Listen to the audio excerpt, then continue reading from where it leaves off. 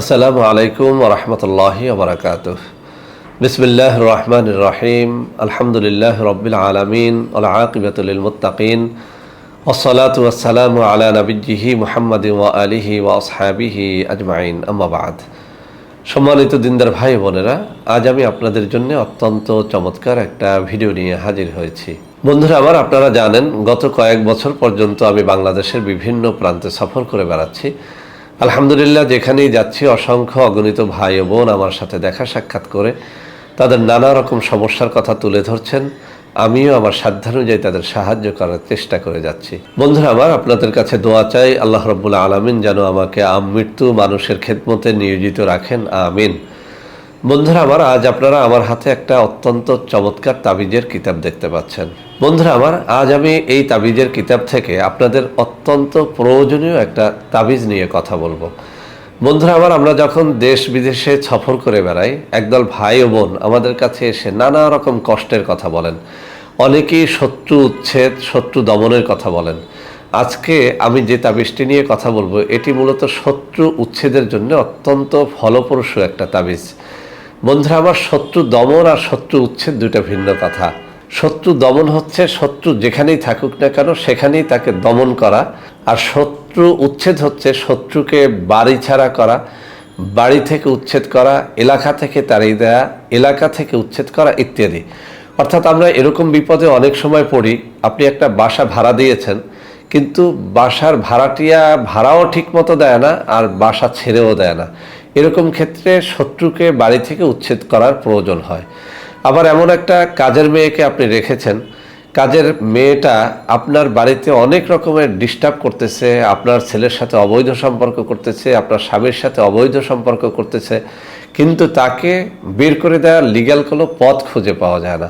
তখন তাকে বাড়ি থেকে উচ্ছেদ করার জন্যে এই তাবিজ ব্যবহার করতে হয়। এছাড়াও নানা রকম উচ্ছেদের প্রয়োজন হয়। আপনার একটা নিজের বৈধ জমি, যেখানে আপনি হয়তো কাউকে ভালোবেসে একটু আশ্রয় দিয়েছিলেন, এখন ওই ব্যক্তি কিন্তু অবৈধভাবে আপনার জমির দখল নিতে চায়, তখনও কিন্তু তাকে ওখান থেকে উচ্ছেদের প্রয়োজন হয়। এছাড়াও কেউ বাড়াবাড়ি করে জোর জবরদস্তি করে আপনার ঘর বাড়ি জমি দখল দিতে পারে, ওই জায়গা থেকেও তাকে উচ্ছেদের প্রয়োজন হয়ে পড়ে। তো বন্ধুরা আমার, এই সমস্ত ক্ষেত্রে আমার এই বই থেকে আজকে যে তাবিজটি আপনাদের দেব, এটি অত্যন্ত অত্যন্ত ফলপ্রসূ একটা তাবিজ। শত্রু দমন অথবা শত্রু উচ্ছেদের জন্য এই তাবিজটি অব্যর্থ কাজ করে।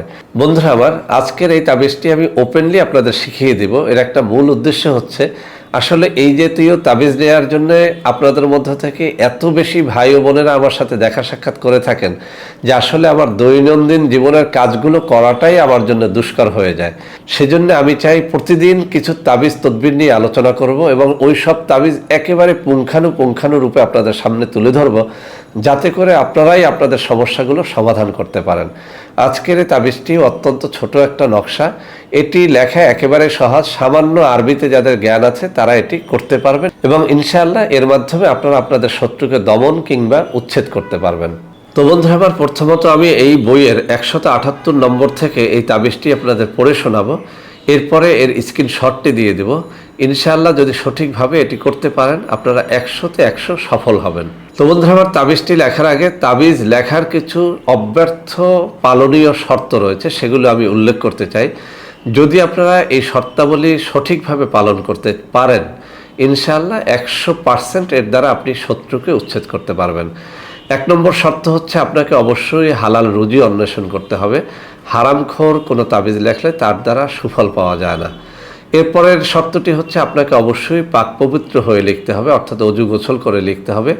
3 নম্বর শর্ত হচ্ছে, তাবিজ লেখার জন্য আপনি কিছু দান সদকা করে দিবেন। এভাবে বলবেন, হে আল্লাহ, আজকের এই তাবিজের জন্য আমি কিছু সদকা করছি, তুমি আমার তাবিজটা কবুল করো। 4 নম্বর কথা হচ্ছে, আপনি যদি রোজা রাখতে পারেন তাহলে সব থেকে ভালো হয়, অর্থাৎ আপনি তাবিজ যেদিন লিখবেন সেদিন যেন আপনি রোজাদার হন, তাহলে তাবিজে বেশি ফল হয়। আরও একটা শর্ত আছে, আপনি যদি তাবিজ ভোর রাত্রে লেখেন তাহলে আরও বেশি সুফল পাওয়ার আশা করা যায়। সবশেষ কথা হচ্ছে, তাবিজ অবশ্যই মেশক জাফরানের কালি দ্বারা লিখতে হয়, অর্থাৎ ফাউন্টেন পেন বা ঝর্ণা কলমের মধ্যে যে লিকুইড কালি ভরা যায়, সেরকম লিকুইড কালি তৈরি করে মেশক জাফরানের কালির দ্বারা তাবিজ লিখলে 100% ফল পাওয়া যায়। এছাড়াও বিভিন্ন তাবিজের জন্য বিভিন্ন সময় অর্থাৎ দিনক্ষণ উল্লেখ করা থাকে।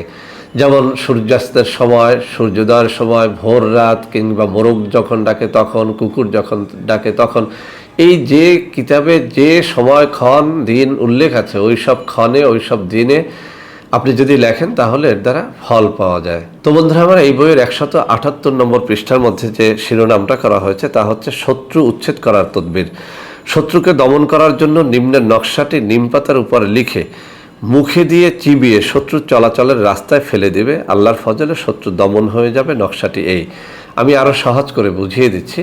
একটা বড় ভালো তাজা নিম পাতা নিয়ে নিতে হবে, পরিষ্কার করে ধুয়ে মুছে এরপরে মেশক জাফরানের কালি দ্বারা এই নকশাটা ওই পাতাটার উপরে সুন্দর করে লিখতে হবে। এরপরে এটাকে মুখে নিয়ে চিবিয়ে ফেলতে হবে।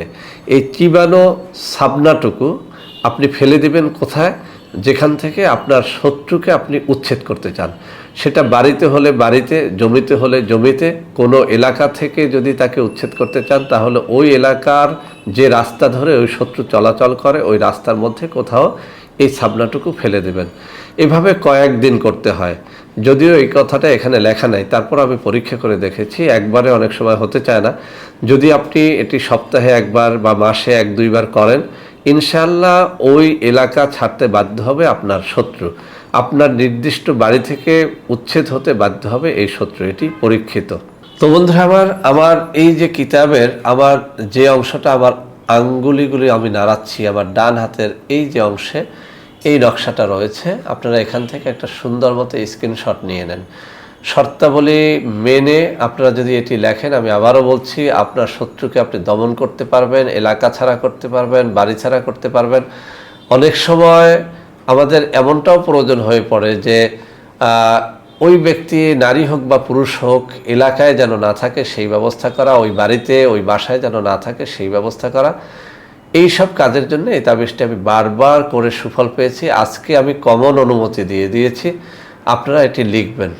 অবশ্যই তাবিজ লেখার জন্য আরও একটা শর্ত পালন করতে হয়, সেটা কোনো পীর মাশায়েখ মুরব্বির অনুমতির প্রয়োজন হয়। যেহেতু আমি একজন প্রসিদ্ধ তাবিজ লেখক, আমি আপনাদের অনুমতি দিয়ে দিচ্ছি। এছাড়াও আপনার এলাকায় কোনো মুরব্বি থাকলে আপনারা তার অনুমতি নিয়ে নিলে এর দ্বারা আপনি অবশ্যই সুফল পাবেন। আমি আরও কাছ থেকে দেখাচ্ছি। এই যে আমার আঙ্গুলিগুলো নাড়ছি, এখানেই যে নকশাটা রয়েছে এই নকশাটি এখানে যে পদ্ধতি বলা হয়েছে সেভাবে করতে হবে। বন্ধুরা আমার, এই তাবিজটি যারা পারেন তো ভালো, যারা পারবেন না তারা যদি আমাদের মাধ্যমে লিখিয়ে নেন, অর্থাৎ কোনো নিম পাতা নিয়ে আসবেন আর আমাদের মাধ্যমে যদি লিখিয়ে নেন, তাহলে এর খরচ দিতে হবে 1250 টাকা। তবে একান্ত অসহায় ব্যক্তিরা আমার কাছ থেকে জিনিসটি ফ্রিতে নিতে পারবেন। তবে ধনী ব্যক্তি যদি আপনি অসহায় ব্যক্তির ভান ধরে আসেন, আমি অবশ্যই চিনতে পারবো এবং আমি সেভাবে দিব না। তো বন্ধুরা আমার, আশা করি আজকের এই তাবিজটি আপনাদের অনেক অনেক কাজে লাগবে। বন্ধুরা আমার, ভিডিওটি ভালো লাগলে লাইক করবেন, কমেন্ট করবেন, শেয়ার করবেন। আমাদের প্রত্যেকটা চ্যানেলকে ভালোবেসে সাবস্ক্রাইব করবেন। আল্লাহ হাফেজ। আসসালামু আলাইকুম ওয়া রাহমাতুল্লাহি ওয়া বারাকাতুহু।